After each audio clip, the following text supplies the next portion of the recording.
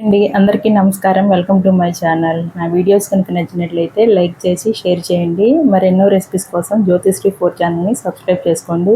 ఇవాళ మన ఛానల్లో బీరకాయ ఫ్రై తయారు చేసి చూపిస్తాను. మరి ఇంకెందుకు ఆలస్యం, ప్రాసెస్ స్టార్ట్ చేద్దాం. స్టవ్ వెలిగించుకొని కడాయి పెట్టుకొని ఆయిల్ వేసుకోవాలి. ఆయిల్ వేడైనాక తిరగమాత గింజలు వేసుకోవాలి. తిరగమాత గింజలు వేగినాక ఆనియన్స్ని కట్ చేసుకొని వేసుకోవాలి. కొంచెం కరివేపాకు వేసుకోవాలి.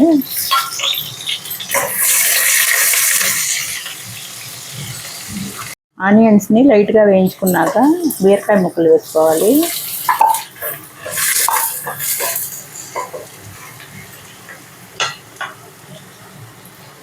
కొంచెం పసుపు వేసుకోవాలి.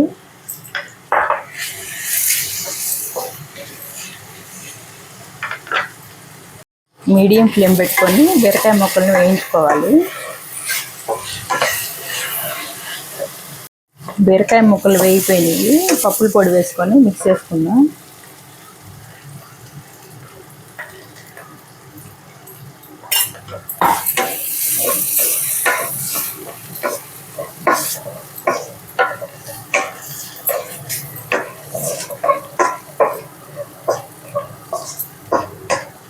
ఫ్రై రెడీ అయిపోయింది. సర్వింగ్ బౌల్లో తీసుకుందాం.